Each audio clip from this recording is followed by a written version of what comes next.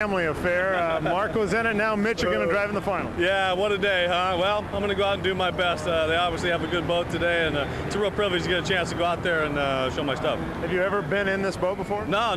Hopefully it's called lucky for a reason. So what's Fred tell you? Yeah, I haven't even talked to Fred. Fred just knows the job. You just go out and get the job done, and that's what we're going to do. All right, Mitch Evans is in the team Steve. They come around the corner. The pace boat on the outside is, of course, the first choice. And this time Nate Brown's going to bring him real strong to the line. Let's see if the green goes up. There it is. Nate Brown takes him to the line.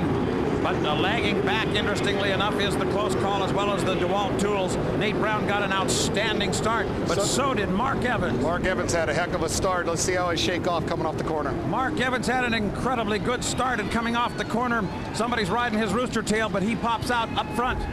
This is 5 times around, remember, not 3, so this has got to include some endurance as well as some speed. Mark Evans, your leader, on the inside, close call in lane 1, is drawing in on him right now in second place. Freddie Leland watches nervously. His boat's been upside down one time already today, but Mark Evans, unbelievably, bolts out into the lead. And at the end of lap number 1, it will be the once disabled Pico American Dream out front. And a strong lead has Mark's getting loose. The boat really rises in the air. Got a lot of air underneath it, but he still maintains his lead. Close call second. Third, it's Team Steel. Fourth, it's the first choice. Fifth across the line. Pit stop. DeWalt Tools, for some reason, lagging back in 6th. I think he took a lot of water in the first turn. He did not get through there clean, other than Steve David, and that's why they're lagging behind right now. And now Mark Evans has begun to really stretch it out. He's being careful, thinking about the way his boat leaned up so high into the air just a moment ago. But he's driving beautifully down into turn number 2 now on the second of 5 times around. The battle is back in the pack for second place, and we have no idea who that's going to be because there's real serious racing going on in the second place battle right now. It's close call in second position, but getting seriously challenged from the outside by the close call team boat, which is, of course, or rather by the Team Steel, the other of the Pico team boats. 2 times around now, and Mark Evans continues to lead. I'll tell you, Steve David is scooting up the inside here. 138.116 on lap 2, 140.411 on lap 1 to keep up with the speeds.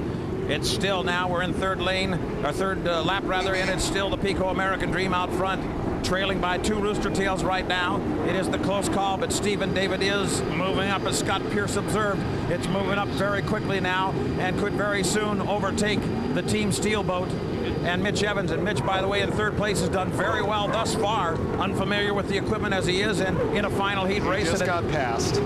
All right, now it appears as though the pit stop will go around Mitch Evans. He does indeed.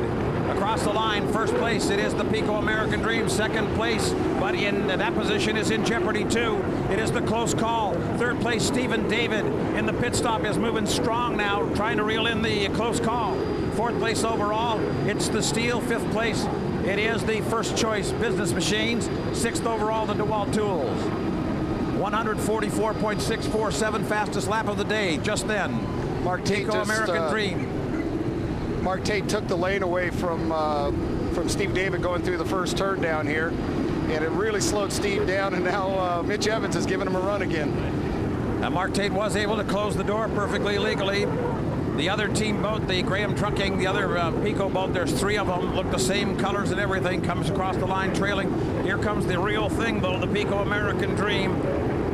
Across the line, the ending lap number 4, the white flag up, and the Pico is on its last lap. Here comes the close call across the line. Stephen David still trying to draw on him, but he lost a lot of ground this time. 141.6 the last time around for the Pico American Dream. And Mark Evans about to lap his teammate now on the back chute, and is a half a course length away from 3 straight victories in the Northwest, and an unbelievable comeback from a upside down race boat in the second heat of his day. And that's the race boat. That race boat's going to win Seattle Seafair for Mark's first win. Mark leads on it as he comes into the second turn for the last time. Pico comes out wide. Mark Evans, still dripping wet from going in the drink, comes down with a checkered flag to fly. His teammate gets the white. Mark gets the checker. Pico American Dream wins the Texaco Cup at Seafair. Beautiful, beautiful drive. And obviously the Leland camp had a little more power because he ran, I think, the fastest laps of the day in this final.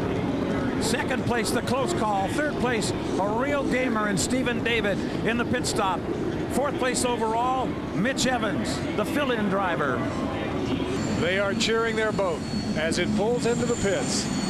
I got to tell you, too, other teams are cheering for those guys. They wanted to go out and win, but what Mark Evans and his guys did today after being upside down is nothing short of incredible. And to be honest with you, I don't know that Budweiser could have run with them in that deal. He ran as fast as anybody runs here all day. In the final heat is always the roughest water with 7 boats out there. He's back in the drink again. He's been Mark there all Evans, day. and this time he wanted to be there. Haven't seen a winning driver go in the drink in a long time. That's a $500 fine. He probably forgot about that part. Heck, that's the nicest $500 he's ever spent. Brilliant. Let's go down to the pits and the winning driver, Mark Evans. Mark, Wow. unbelievable day. Isn't that something? Oh, shit. Shoot, I'm out of wind. Oh, man. Awesome crew, huh? Pico is an awesome crew. That's all I can say. You said right when the boat came back upside down, you thought you could put it together, and your crew, I've never seen anything like it. They got it done. Isn't that something? Man, to do a blowover, come back and win the damn race. I tell you. Oh, hi, Mom. I'm sorry. I'm cussing. I'll knock it off, I promise. Tell me about the final heat. You took control right off the bat. Oh, man. The guys gave me what I needed. I told them, look, folks, we need some horsepower. I told them my flaps were broke. They fixed the flaps, and it was just a perfect ride. The boat was out of hand a little bit, but we had the horsepower. Thanks, Tom. We had the horsepower, we had the ride, we had the energy behind it all. I mean, so many people behind the whole thing. Look at this guy right here. Yeah, come on. This guy raised a bunch of money for this team to put this together. And you got It's a Leland Leach. You ended up in the water here. Feels pretty good after this. It's hot It today. does. I love it, man. That's great. All right, Mark Evans, that's one of the most incredible wins we'll ever see here at Seafair.